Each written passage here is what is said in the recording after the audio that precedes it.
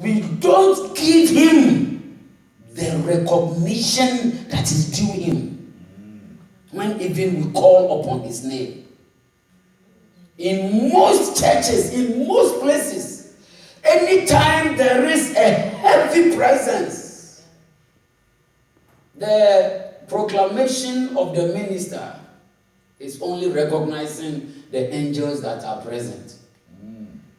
Hey, yes, I can see 7. It's only 7. When he shows up with innumerable company, innumerable, you saw only 7. Then maybe those ones were just going to buy pizza at the corner, and so you just saw them. And you see, this same John, who fell at Jesus' feet in Revelation 1:17, saw a mighty angel.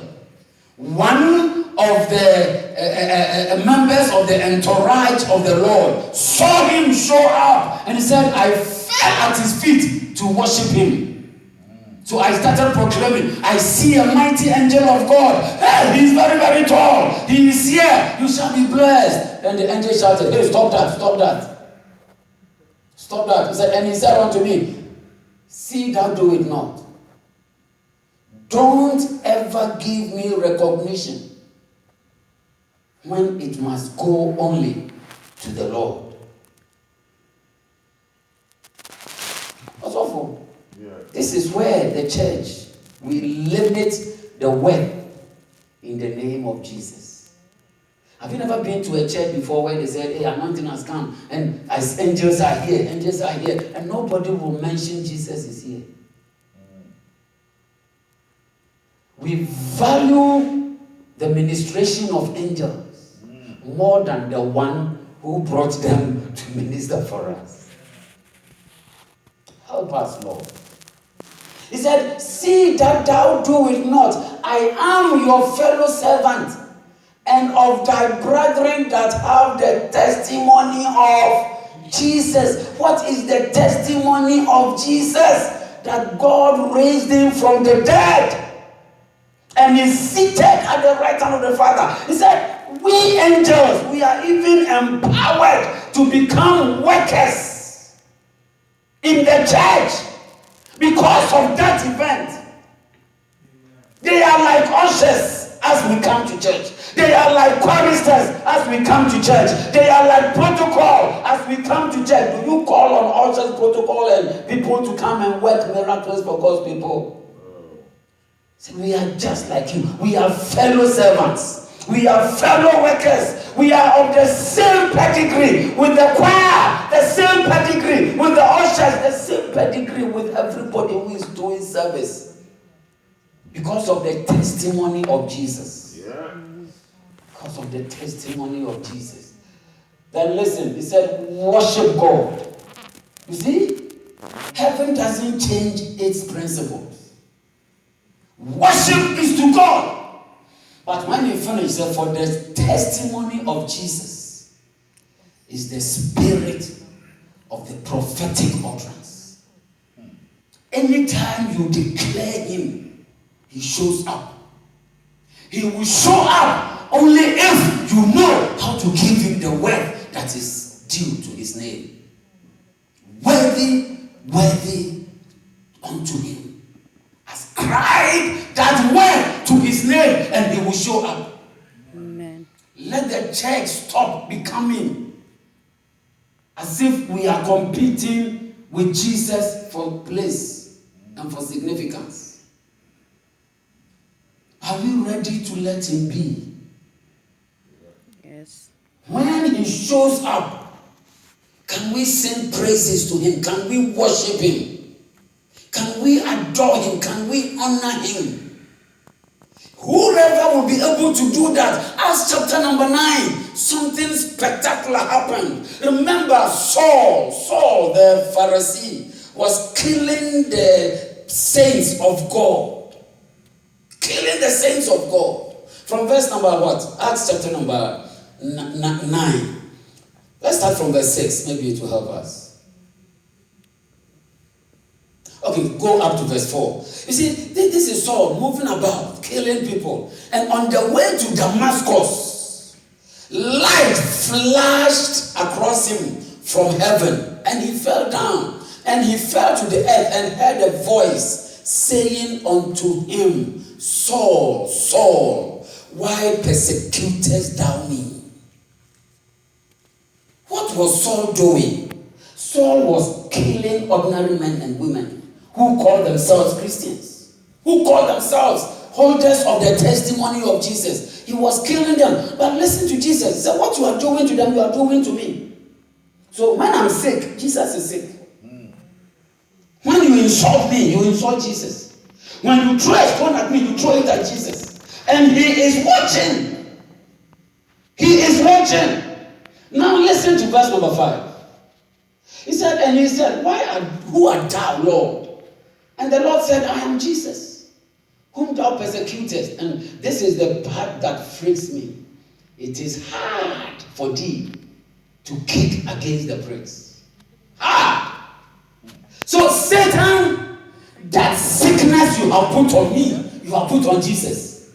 You think you will just finish me. It will be too hard for you to do that. It will be too hard for you to do that. That means Jesus is saying it is impossible to destroy any person who gives me worship. Yeah. It is impossible. It is impossible. It is hard for thee. You are kicking against what cannot be kicked. Anybody who gives Jesus worship, like the early church did in Acts chapter 3, chapter 4, chapter 5, chapter 6, chapter 7, it was all about Jesus. He said it is hard. It is hard. It is hard. What name can bring deliverance, can bring intervention, can bring value to the worshippers of that name more than the name of Jesus? It is hard. Satan, you want to kill me with disease, it will be hard for you. How do I know it will be hard for you? Because I worship him, whose name is above every other name. Isaiah 45, verse 23 to 25. Oh, Jesus. Jesus. Oh, Jesus. I just want to be consumed by knowing him in the name. Listen, this is what God did about the name. That the devil must know, and we must know as a church. And stop any sickness, any disease, any infirmity, anything that is contrary to the blessing. We have to stop it. He said, I have sworn by myself. The word is gone out of my mouth in righteousness and shall not return. God says, if I don't do what I said the name will do, I will no longer be God. Do we believe that?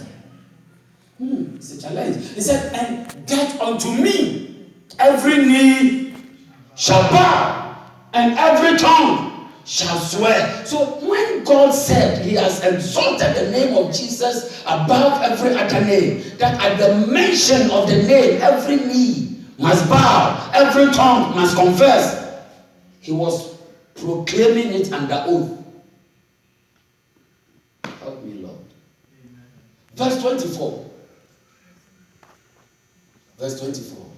He said, surely shall one say, in the Lord have I righteousness and strength, and to him shall men come, and all, including Saul, that are incensed against him, shall be ashamed. Anybody who rises up to fight against the worshipper of Jesus must be put to shame. Amen. Amen. Jesus, is this true? Verse 25. Now listen. In the Lord shall all the seed of Israel be justified, and shall glory, shall boast. My boasting is not in the fact that I can pray. My boasting is not in the fact that I can dance. My boasting is in the only fact that I know him who must be worshipped, who has been given a name above every other name. And at the mention of that name, every situation must bow. I must be justified. I must be glorified. Acts chapter 3, verse 15. Let's start from 14. And we rise up and pray. He said, but you denied the Holy One and the just, and desired a measure to be granted unto you. Verse 15. And killed the Prince of Peace, whom God had raised from the dead, whereof we are witnesses. 16. And his name, through faith in his name, hath given this man, has made this man strong, whom ye see and know. Yea, the faith which is by him had given him this perfect soundness in the presence of you all. Anytime there is a miracle in the name of Jesus, there must be a disclaimer. Yeah. Not me, O Lord, but you. Yes. Take us to verse 12. Listen to Peter. Listen to Peter. A disclaimer. They have seen him cause a miracle, create a scenario. This cripple is walking all around. And when Peter saw it, he answered unto people, ye men of Israel, why marvel ye at this? Why look ye so earnestly on us? Was this not Peter who told the guy, look on us? Yeah. Was he not? Was not the same man? Say, why now do you look at us? This same man told this guy, look at us. But the moment the miracle happened, say, hey, a disclaimer. A disclaimer. Why look ye so earnestly, as though by our own power or holiness we had made this man to walk?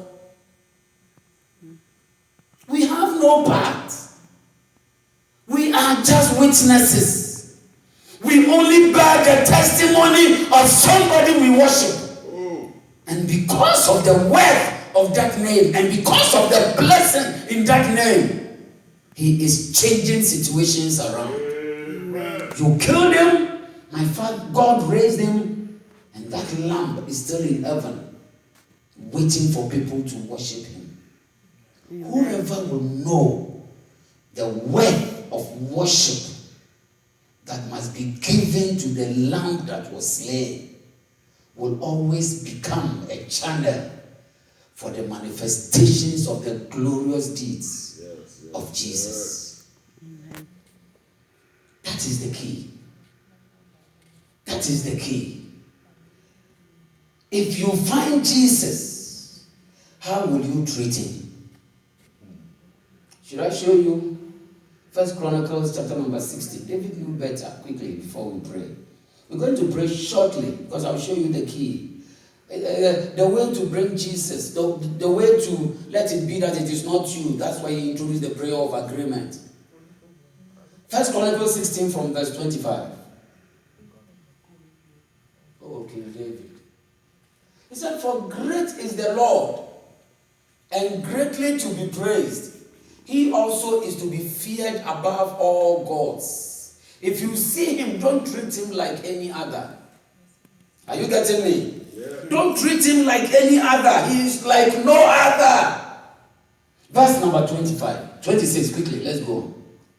For all the gods of the people are idols, but the Lord made the heavens. 27. Glory and honor are in his presence. Anytime he shows up, give him glory. Anytime he shows up, give him honor. Anytime his presence appears, let gladness prevail. Verse 28. Give unto the Lord, ye kindreds of the people. Give unto the Lord glory and strength. Verse 29. Oh God. Verse 29. The value of the early church. Give unto the Lord the glory due unto his name. Unto his name. Bring an offering. Do you know that it is this script by David that Peter and his apostolic team taught the early church? They didn't tell anybody in the church, go sell your house and bring the money. Nobody. Go. And they never demanded an offering from anyone. But when the people understood this, they said, so this is the Lord into whose presence we have come. Then I'll go and take my offering and bring. That's why Peter told Ananias and Sapphira. Who told you? When you sold it, did anybody ask you to sell it? Did anybody tell you to go and say, no! But understanding what to do in his presence. Amen. Led the wise early church to sell even their houses. If you are the Lord, then I don't need this. Let me advance your cause. So, offering that comes as a worship unto the Lord in the beauty of holiness doesn't come through compulsion. It comes spontaneously. Once I know him, I can leave all and follow him. Once I know him, I will bring my gold, my silver, my mire. Once I know him, I can sacrifice anything. Are you getting it? Yes. So the church, because we don't know him, we are still forcing people to give to God. We don't. We don't. How was Paul driven to say that all things that I have I count like as dung? I'm ready to lose everything so I might keep him. When you know him and you are taught, nobody forces you to do things. Amen. That is why in the New Testament you didn't hear in the book of Acts, church, next week we are meeting, bring your tithe. Acts chapter what and what? You have read through the whole Acts. Did you see any verse there that talk about? But is there giving in there that glorify God beyond what we are doing today? Yes, because they were taught. Stand on your feet.